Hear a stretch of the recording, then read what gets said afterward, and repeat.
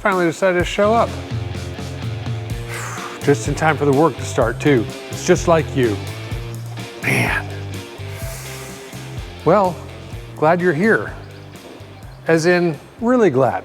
I'm just sitting here, standing, contemplating this car. What's that? Oh yeah. Actually, it is coffee, and it's a new blend that I haven't tried yet of Black Rifle. It's called Loyal Spirit. It has a picture of a dog on it, you know, like a lab. Loyal dogs. I'm not a dog guy. Grew up with them. Don't hate them. They're just a little needy for me. It's like having another child. So I'm not very maternal in my nature or abilities. And so owning a dog can tend to be a little, it's just a pain. So, but again, love dogs. The cat is his own cat, so I feel no responsibility to him. I feed him if I feel like it. He can eat out. There's plenty of restaurants in the area. You can get delectable rabbits and small mice. He can have his choice of bird, you know. Lots and lots of choices for the cat. So anyway, I don't know how I diverged on that road. Anyway, so what I'm looking at here is a 1953 Ford Customline. Now, when the customer called me and said, "Hey, I've got a Ford Customline. Can you work on it for me?" I said, "Sure." And then I Googled, what's a Customline? True story. You know, back in the day, Ford and Chevrolet and all of the American manufacturers made a bunch of cars that no longer exist in this world, and every once in a while one pops up, and unless you were of that time, like say my dad or grandpa, you wouldn't even remember they existed. So yeah, I just the way it goes. This Customline has a great story. Before we get into why I'm working on it and you know, all that stuff, why don't we just cue the intro? Let's just get the intro out of the way, you know? Flashes of color and video and loud music, and then we'll just come back here. I'll just wait. I'll just stand right here and wait while swatting flies while that's going on, and then we'll talk about it. Glad you're here.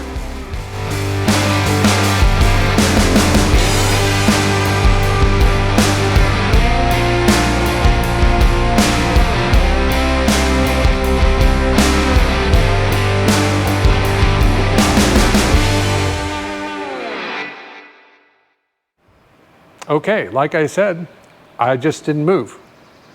This is where I stood. This is where I'm standing here still, drinking my coffee. It's a Loyal Spirit. Okay. This particular Customline has a Flathead V8 in it.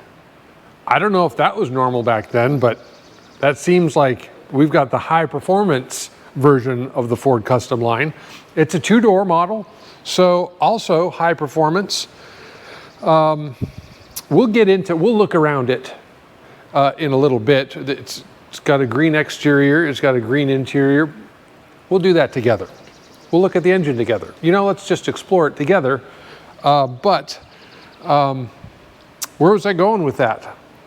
Oh yeah, so the owner's father found, I don't know, I don't think it was a junkyard. I think it was just an old car he found.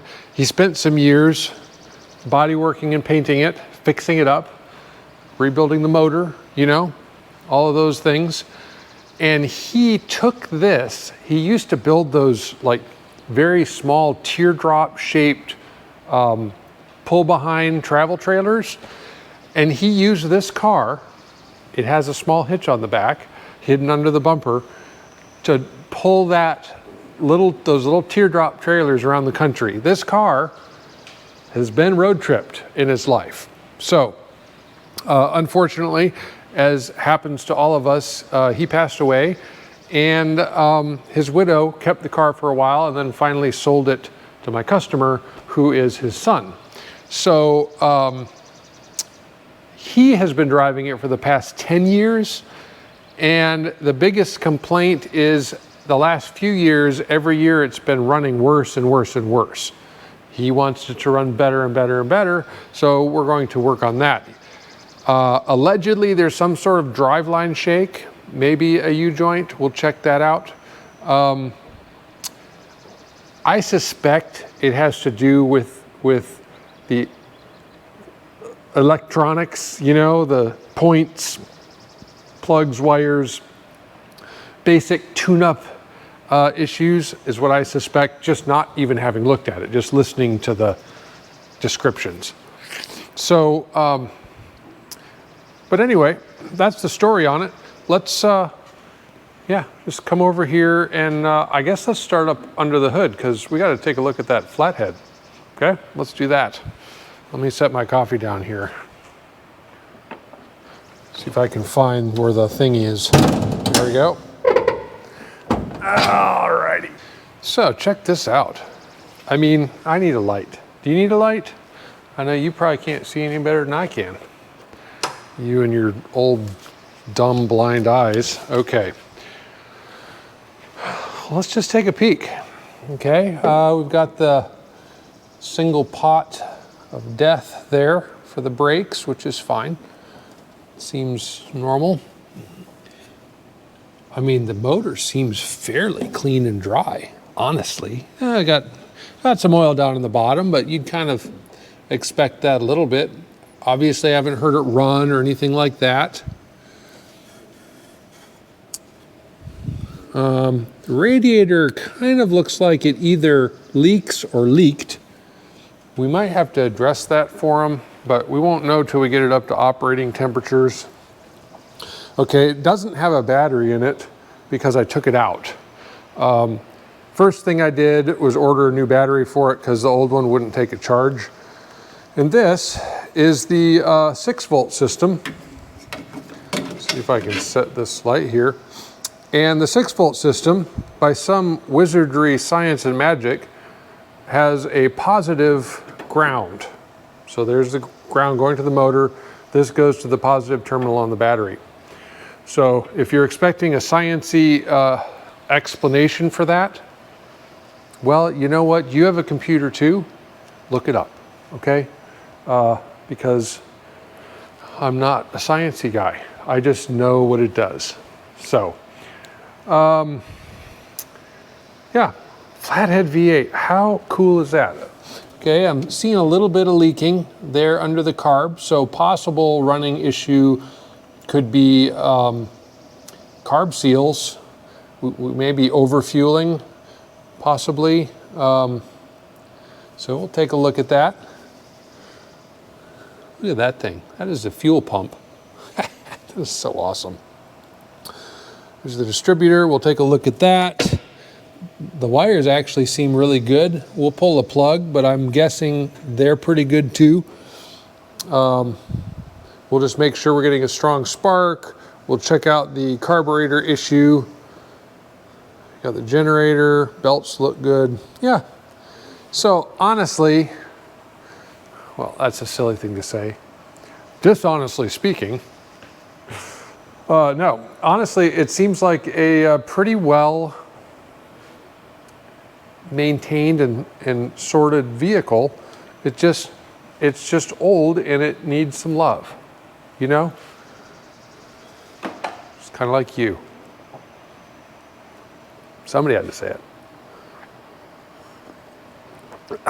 Okay, let's go look at the interior real quick. I gotta carry my coffee with me because I need it. Okay. We'll open this door carefully so as not to hit it on my lift. So check this out. I mean, these seats are very original-ish. The springs are shot on it. This is a project he wants to do at a later time. You can kind of see the back seat too. If you could smell this while you're looking at it, it would smell very much like a musty old car interior. So just kind of have that in your mind while we're, I mean, like, you know, like your great grandma's living room kind of smell. Like, oh yeah, it's a lot of embedded dust particles and whatnot. This is amazing. Look at this. First of all, look at this steering wheel. This is my arm, you know, and it's huge. It's just amazing. We've got wipers, we've got air, which of course is your vent. Very optimistically 100-mile-an-hour speedometer. Curious whether that temp gauge is temp gauging. We'll know once it starts running. Hopefully it falls back. There we go. Ventilate, heat, defrost. This must be the fan speed.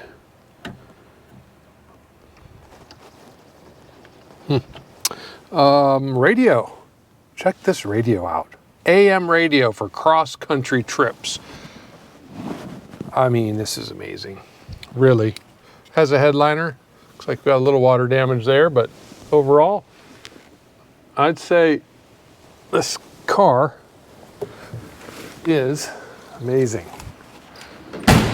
My back's hurting me today, so if I stand funny and walk funny, it's not because that's my normal thing. Chrome's really good on it. His dad had re-chromed the bumpers and had to find some trim, you know, when he was restoring it years ago. There you go, there's the fill. Actually, I don't know if it has gas in it. Might have to add that. Got a little tiny trim damage here, probably from an RV park. You know how those RV parks are. The doors don't close all the way. We might be able to do something about that, but also we've got a possible hinge issue. Got a loose door handle too. But you can slam it and that's just what it does. So he didn't ask us to look at that, but I can always find out. Looks like, yeah, a little bit of a fitment issue there. But anyway, again, that's not why it's here. I just, you know, I like looking at cars. Beautiful, beautiful chrome face. I mean, this essentially is the same era as this truck being a year newer than this car. But, you know, they lived on the roads together, so that's kind of fun. Actually, that 47 Chevy and 37 Dodge also, well, 36, I guess, lived on the road at the same time. You just, you know, it's all family. Probably a lot smaller roads too. So, all right. With that, I'm gonna install this battery, put power to it. Might take that air cleaner off. Crank it up, see if we can get it started. I don't know how old that gas is in there. I always hate to test cars on old gas because they can exhibit issues that are only related to bad gas. And so you're not really getting a good judge of what's happening. So I always like to add about 5 gallons of fresh gas to just kind of dilute what's in there, give me a good reading on what's going on. So I will probably do that too. Take the air cleaner off and yeah, crank it, see what's happening. If it's running, like if it's idling, we're getting ahead of ourselves here, but I'm thinking out loud. Stream of consciousness happening right in front of you. We'll back it out of the shop and kind of tootle it around and see if we can feel whatever shaking's going on or or running issue or whatever it is, try to get the engine warmed up, and maybe we'll reveal the things that we need to fix on it. So anyway, hang out. I'll be right back.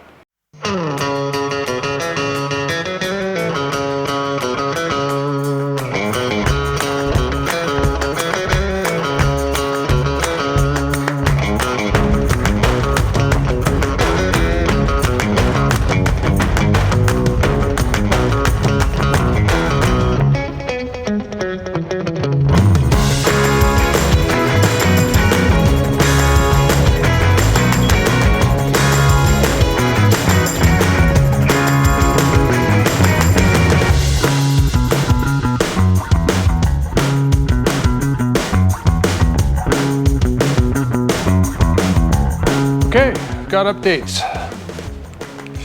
So I went to put this battery in that I just ordered 2 days ago and came.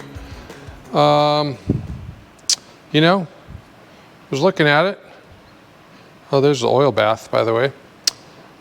And I just got to seeing the date on it is 10/22. Now, you don't know this, but right now it's 7/25. So, you know, 3-year-old battery, let's just call it 3. Well, I'm not going to put that in here. I can't give the customer a 3-year-old battery. So I called up the place I bought it from, and he said, oh man, that's not good. So he's got me expedited battery that's only 3 months old, not 3 years. So I'm waiting on that. In the meantime, the oil on the engine was just a little bit low. Let's turn the light on. So I added about 3/4 of a quart, 2/3 of a quart of oil. Added 1.5 gallons of coolant because this was low, which makes me think we do have a leak, but we won't know until we get it running. And what else? Oh, I topped off the brake master cylinder. It looks like kind of it's a tiny master. So lowercase m, master cylinder. So top that off just to make sure. It did have juice in it, so that's good. Yeah, so we're just waiting on the battery, and we'll see if we can get her started. Oh, hi there. Hi. I gotta go, man. See you in a minute.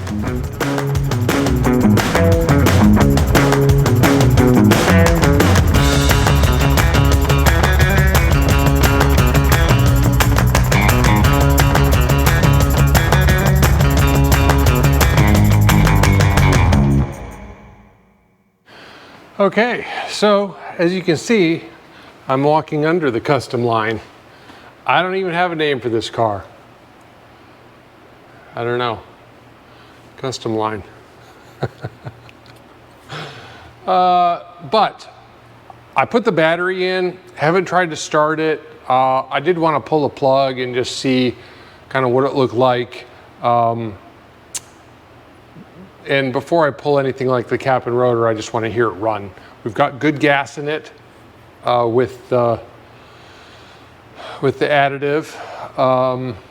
And I just thought he did mention a kind of a shaking when he drove it. It ran badly and it was shaking. So, hey, before I drive it, let me just do a, kind of a scan of the underside of the car and see what we got. So let's go back here. This is the rear drive shaft.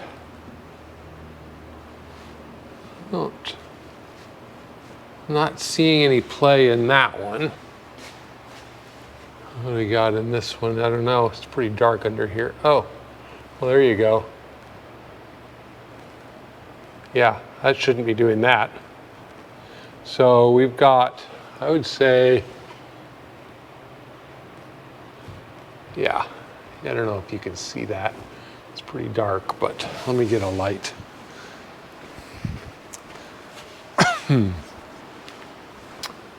Let me get a light. Shine a light on the situation. Okay, now if I wiggle that, see that? Obviously we have a failure. We might have a transmission seal that's bad too, but it's really doesn't affect the driving of it. I may check the fluid in that. We have a little, you figure you're gonna have a little oil coming off the engine somewhere. We'll just double check that fluid just to make sure it's good before we drive it. Might even check that one. But before we do that, I need to pull this drive shaft, figure out what U-joint it needs, and get that ordered and coming. I'll look at this back one once we have it off. I may just replace both of them since it's off the car. I mean, we could just do the, if it ain't broke, don't fix it. Or we could do the, if that one broke, maybe the other one's going to. Or at least I can check it. I can check the pins and maybe just grease it and it'll be fine. So let me pull this off, get on the computer, figure out what I need, and then we'll go on down the road, hopefully, so to speak, or at least put it back down and check what's going on under the hood.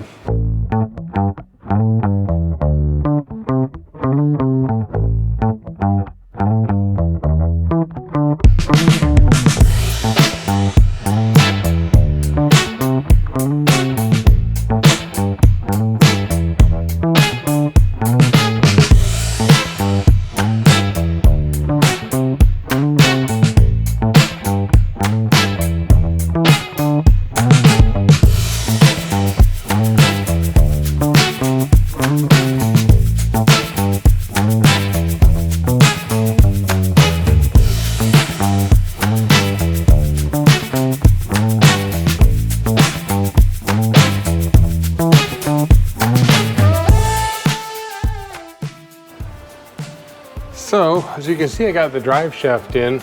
I was just gonna show you, they give you new hardware with these U-joints because it's kind of got a very unique cap on the end of it. And with them, you get these little retainers. They go underneath. And if you can see, these tabs are kind of bent back because I had to bend, this is the old one, I had to bend the tabs back on it. But if you can see here, the tabs are flat. There's two of them, and I've already bent these up. Essentially, they use these, they're not using lock washer. These are simply retainers to keep these bolts from backing off once you get them tight. So I've got it on the other side too. I'm gonna bend these back wherever I don't know where to put my hammer. Let me go get it. It's high tech, 1953 tractor technology here.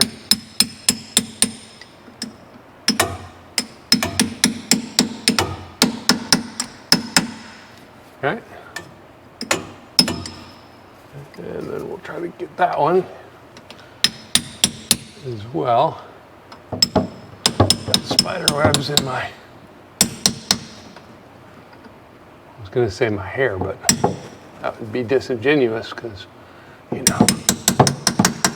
I don't have any. Okay, I'm going to hammer on this other side next. Bend these, and then we will call this part of the project done. So I've got a new carburetor to put in this car. I just have to, once we finish this, I'll go up there and compare the one we have to the one we got. It's supposed to match, but they don't always exactly. This one's leaking, and it was just made more sense to buy a new one, then rebuild this one, the owner will hold on to the carburetor, but we don't even know if it's original to the car because his dad had rebuilt the car. So it's the correct era, but I'm right here. Hi. It's the correct era, but it may or may not be correct for the car. It doesn't really matter. We're gonna try to match it the best we can and get this thing running right without all the seals leaking fluid all over the place. Fluid meaning gasoline. All right, let's drop the car down and look up under the hood. Looks like we got a drive shaft, U-joints in, drive shaft balanced. So any shuddering and shaking we have after this is not due to the drive shaft. Okay, so if you remember, this is the issue we had with the carburetor. You can see down here, it's been kind of running down through the seals and whatnot. And we could take the risk. I mean, this is a Ford, looks like Fomoco carburetor on a Flathead V8. Kind of be fun to keep it correct. Rebuilding it's kind of a crapshoot for long term. So this is my experience, at least. They're rebuildable. You can rebuild them, all the parts and pieces and everything, but you're still working with an old case with old pivot points. Like you're putting new seals and bits and pieces in an old case. So tolerances over time can go away, or whatever, you know. Not go away, just become less tolerable. So what I've ordered is a classic Ford carburetor with a man on the box.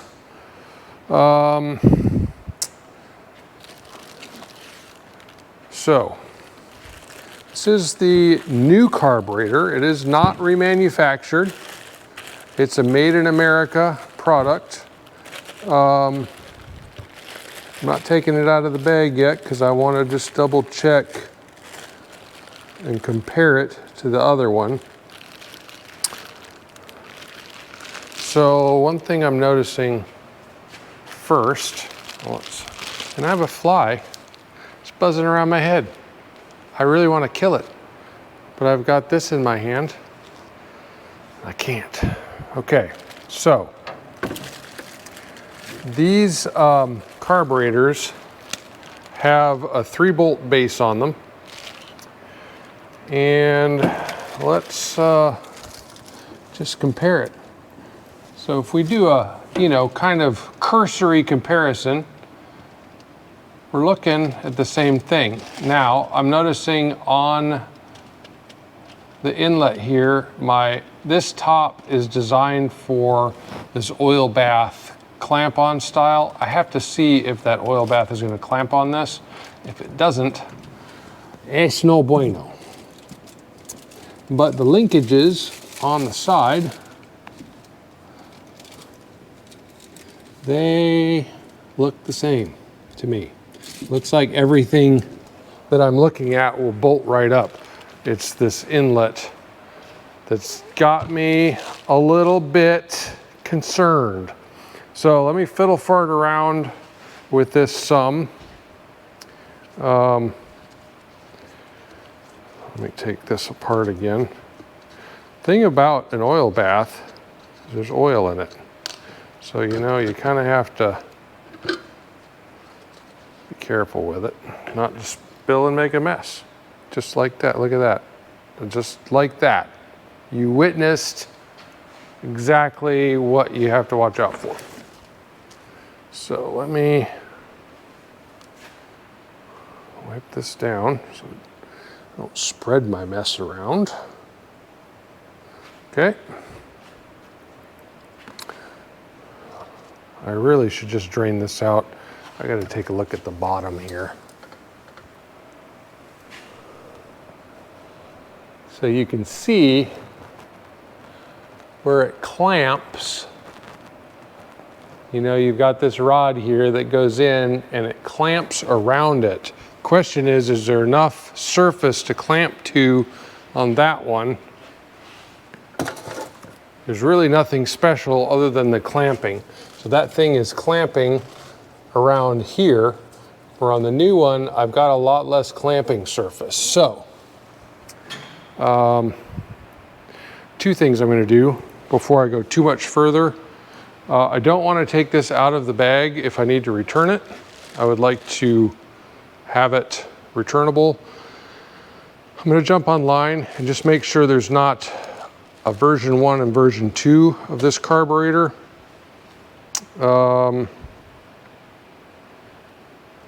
Maybe one of them has the different top. I think I can probably get it to work. It's just, yeah, it just sets on there and it's just a little bit different. So anyway, thinking out loud in front of you again. Okay. I'm gonna get on the computer. I will be right back.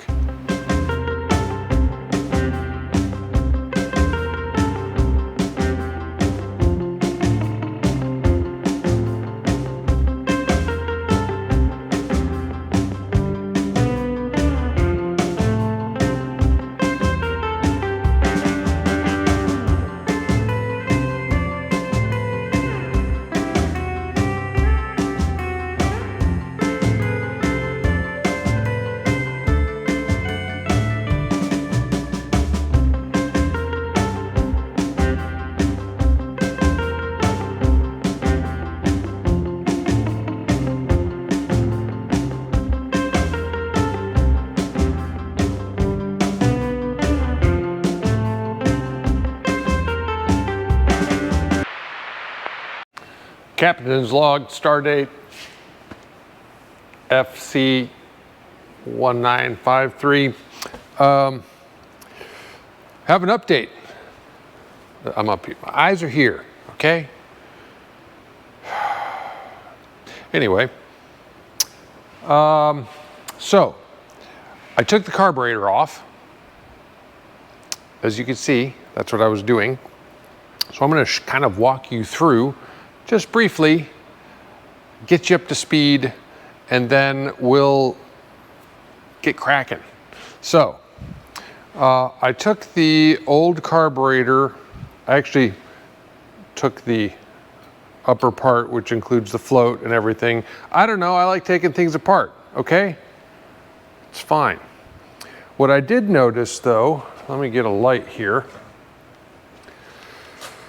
is, well, first of all, the bowl is bone dry. Second of all, like there, if you look kind of there in the corner, since I just tipped it, there's like dust. You know, there's stuff in the bowl. All of those little, you know, particles that you're seeing, they have a way of clogging the orifices in a carburetor. Just saying. That's why you run a filter. Now, the filter on this unit, well, I took it off, so you're not able to really see. There's the pump. The filter is simply a sediment bowl that when the fuel runs through the line, anything that's heavier than the fuel will float down. Well, as you can see, we have got, I mean, that's rust, okay? I just wanted to tell you the deal here. I'm gonna dump this out and then we'll take a look at the actual rust that's coming from the tank and coming into the sediment bowl. However, as you can see, look at this.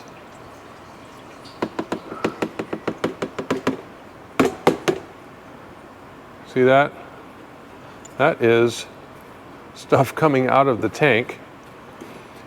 And as you could see by the bowl in the, I'll finish cleaning that out. In the bowl in the carburetor, not everything is too heavy. Some lighter things end up in the bowl here. So I want to prevent that from happening on my new carburetor, which I did try to clamp this onto it, and it does seat on, and there's enough here to clamp.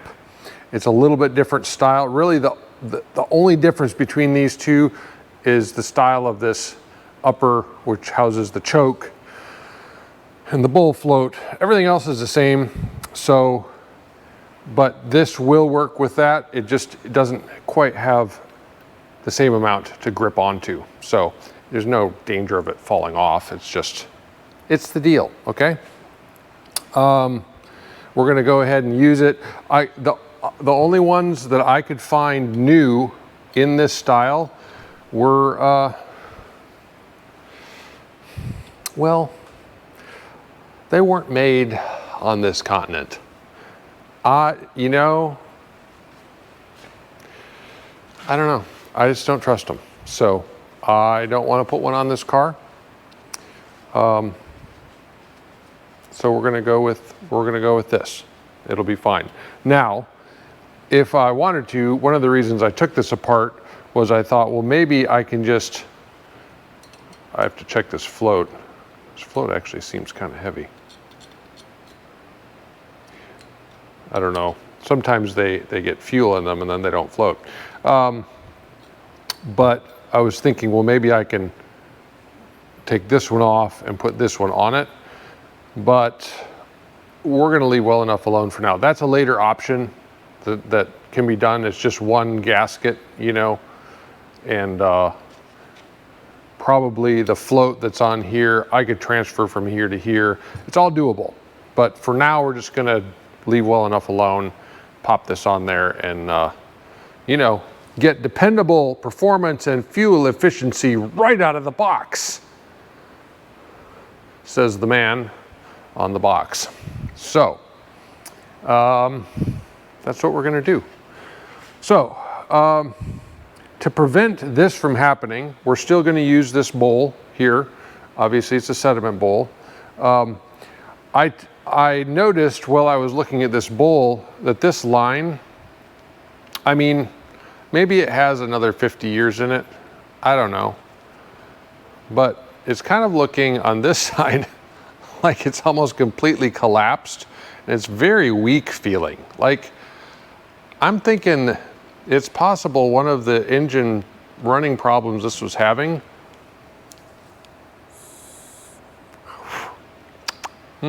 Yummy.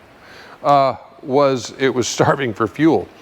Starving for fuel, also getting junk in here, just running badly overall with all of the fuel issues. So, how I'm gonna fix that, and we can thank Old Blue for it, because I didn't have to, I'll have to order a part for him now. But there you go. So you can buy these lines. They actually just come as rubber now instead of, you know, with the stuff. Anyway, what I've done is cut it in half, which what I did for Old Blue as well, because sediment bowl. I mean, it's old tech. It's effective up to a point. Don't love it. This will come before that. So this will actually catch everything. The sediment bowl should always stay clean with this on here. So I'm gonna put this new line on, clean out the sediment bowl, put that back on, and then bolt this carburetor up, and maybe we get to see if the engine runs. That would be something. That would be my preference. So I'm excited about it. All of these things that we're doing, kind of normal. If this car's been driven semi-regularly for a few months of the year, for 10 or 15 years, this is normal. This is just age and time. And it doesn't surprise me that there's rust in the gas tank. So we're gonna prevent that rust from getting into the carburetor. And it should be good running for another 20 years. So yeah, why don't you stand over there out of the way and let me kind of finish buttoning this up, and then we'll see if it starts. That'll be fun. Of course, I gotta make room. I got a full shop, okay? And it's not going to get less full very soon. But you know, one thing at a time, so.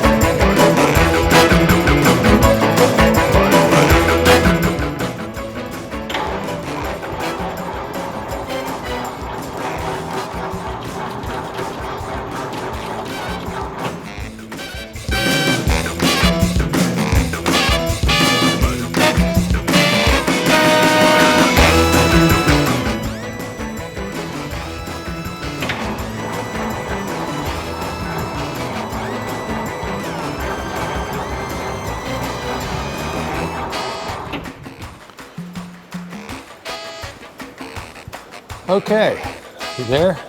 Hello.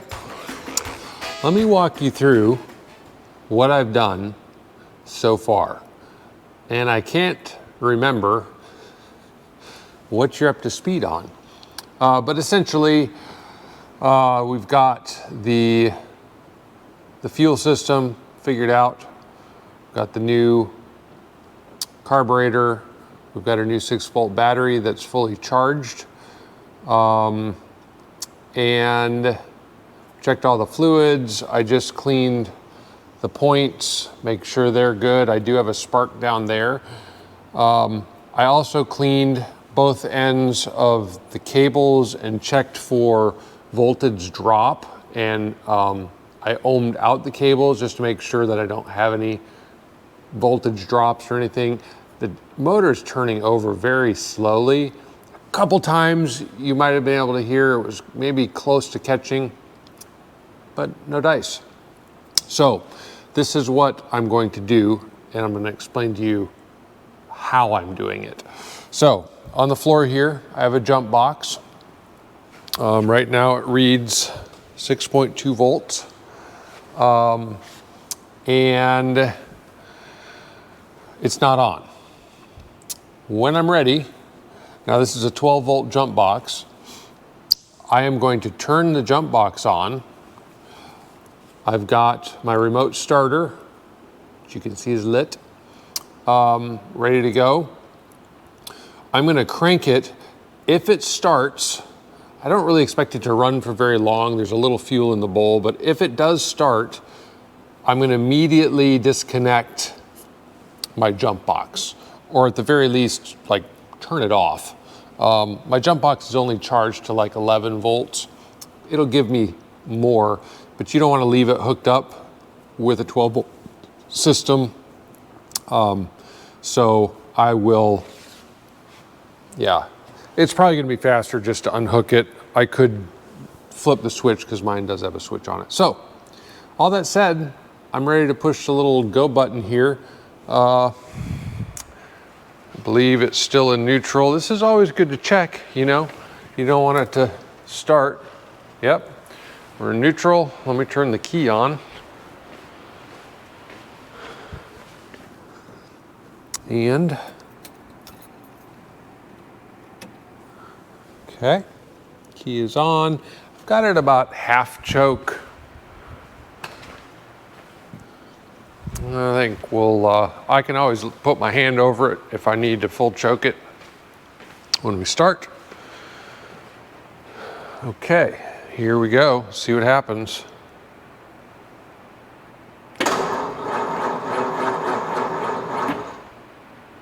Well, that's with 6 volts. Let me turn this on. Okay, we're at about 9 volts now. Oh, that's better. Okay.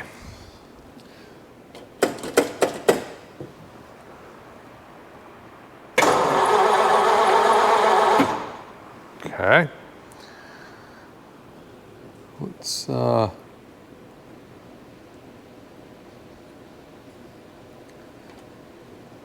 little bit of the choke off. Okay.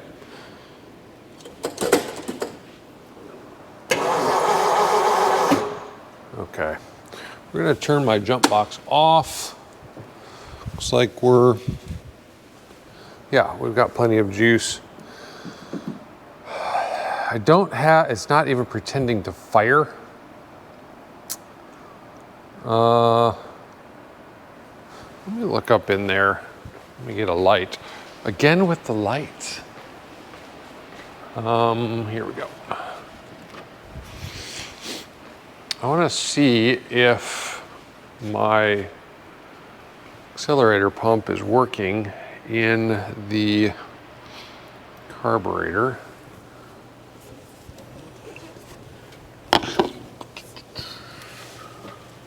So let's take a peek.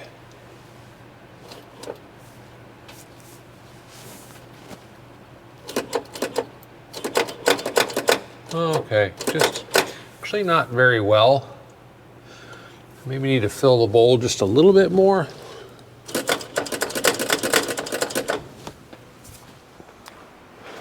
All right, let's try it again here.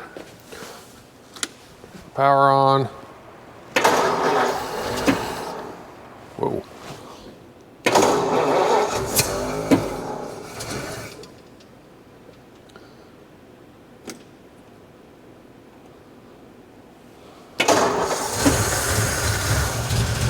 Whoa, baby. Yeah. Listen to that thing. Holy crap. Oh, I'm getting fuel up at the bowl. Whoa. What do we got? Got a little drippage going on.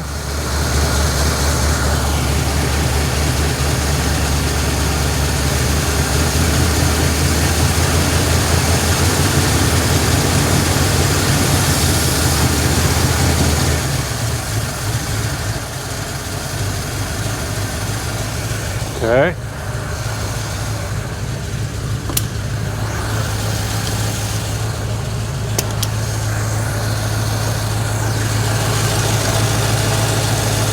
All right.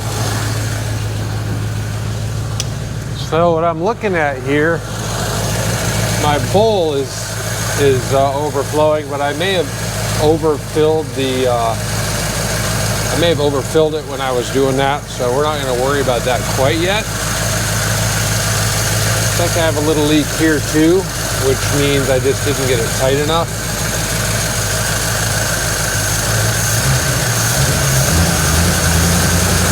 Wow. Oh my gosh. It's awesome.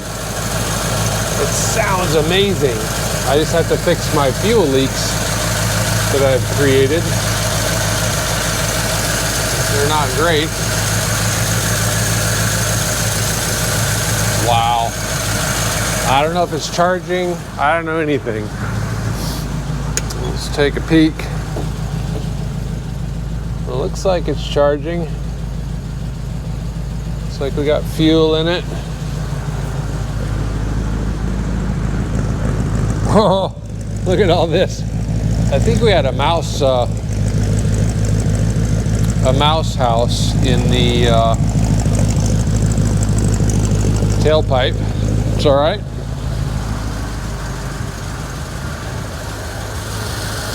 Okay, you can see the leak that I have going on here. It's pretty bad. It's also over there.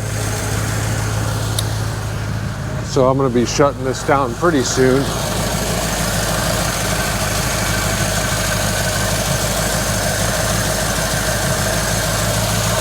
See, I got plenty of fuel, so the fuel pump's working. That is awesome. All right, success. I'm going to kind of button some things up here and yeah, get those leaks taken care of. Listen to that thing run. And then I'll check the fluids and we'll back it off the lift and take it up and down the road a bit. All right, sweet. Flathead win. Okay, I don't even know where reverse is in this car. Up.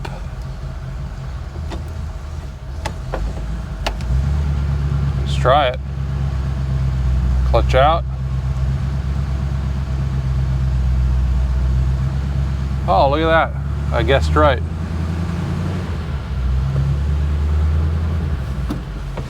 Brakes. Hey, first time I get to check brakes on the car. Lovely. This thing is so cool. Ooh. Clutch is way out there.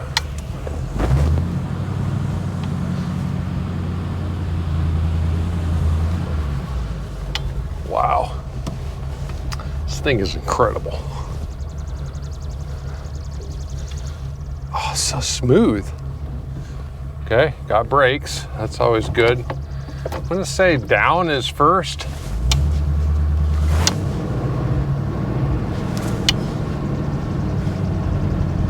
Oh, wow. This is so awesome. Oh, man. How cool is this thing? All right, clutch in. I'm gonna test the brakes. Okay. Appears to have them. We don't want to, not have brakes. I haven't put the air cleaner on yet. I just wanted to keep checking for leaks. Let's get this down the road and see if we lost that vibration.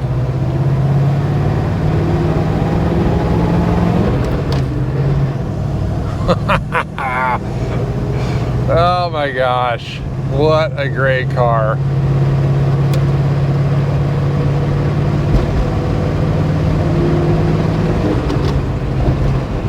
Little 3-speed action there.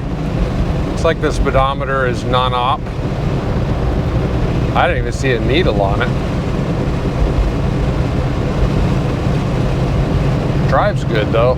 We're gonna let it get up to temperature and see if we end up with a coolant leak, because that's kind of the last thing.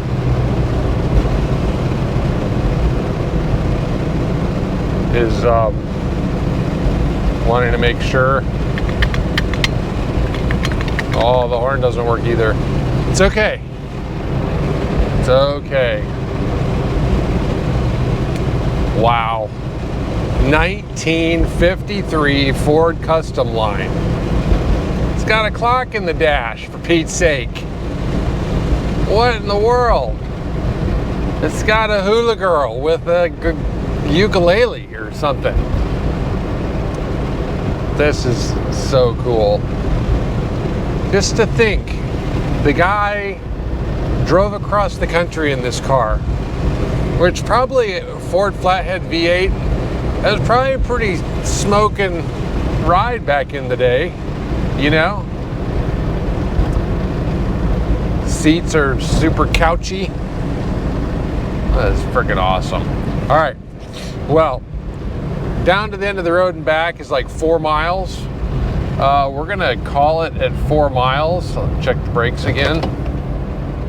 Check the clutch. Yep, brakes are working as well as you would expect them to. Whoops. Hey! Find it, don't grind it. All right, let's put it in reverse. Probably will need a new clutch eventually. Not because of my driving. Golly geez. But, okay. It just releases like way high.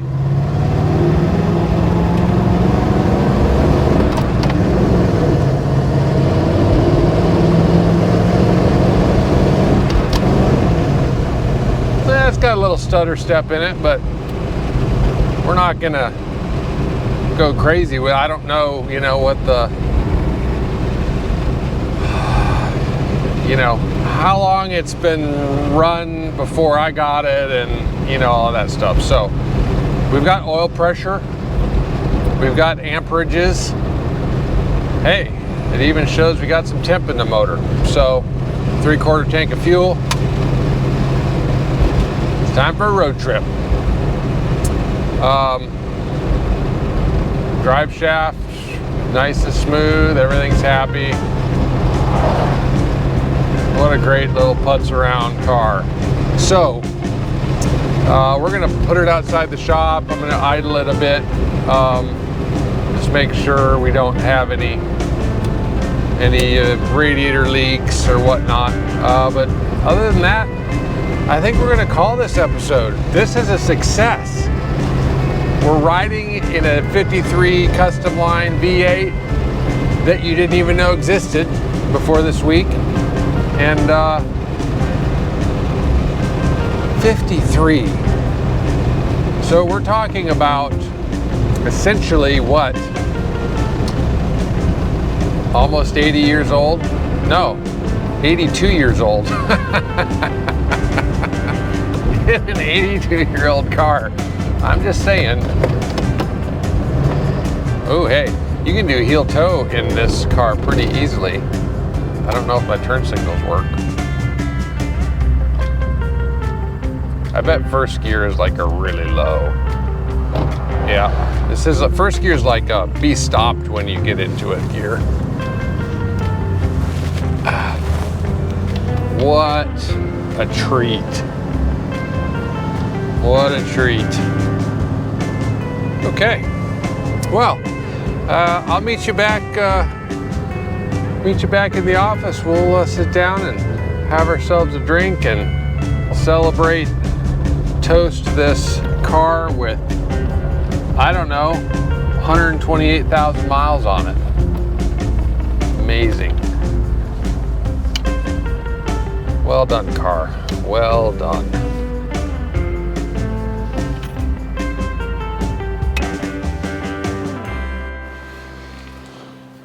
Well, it's actually the next morning because I decided to go out and mow the lawn.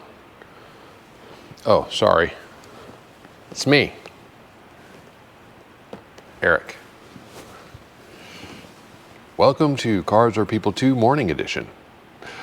I had stuff to do, and so I didn't get a chance to sit down with you. But we're gonna close out this episode. What a great car, the Ford Customline that we didn't know existed before, and now it does. It's got the legendary Flathead, Ford Flathead in it, V8. What a great car. So, yeah, we'll see. I know I've been kind of going every couple weeks lately. It's summer, it's super busy. We'll see if I got time to visit with you next week. If not, the week after. I've got a car that you've seen in the background for a long time, and we're gonna get it finished up. So Cheers, coffee cheers. I did take Mr. F out this weekend, which was super great. Always get a lot of love for the Cobra with its very, you know, non-traditional color palette. Yeah, I don't know French either. But it's really fun. It's a really fun car. So anyway, hey, once again, thanks for your patience. Thanks for hanging out. Always love it when you're here. Thanks for subscribing and for making your presence known with your comments and all of that. So it's a fun time, it makes it worthwhile. And we'll maybe hopefully see you next week or the week after.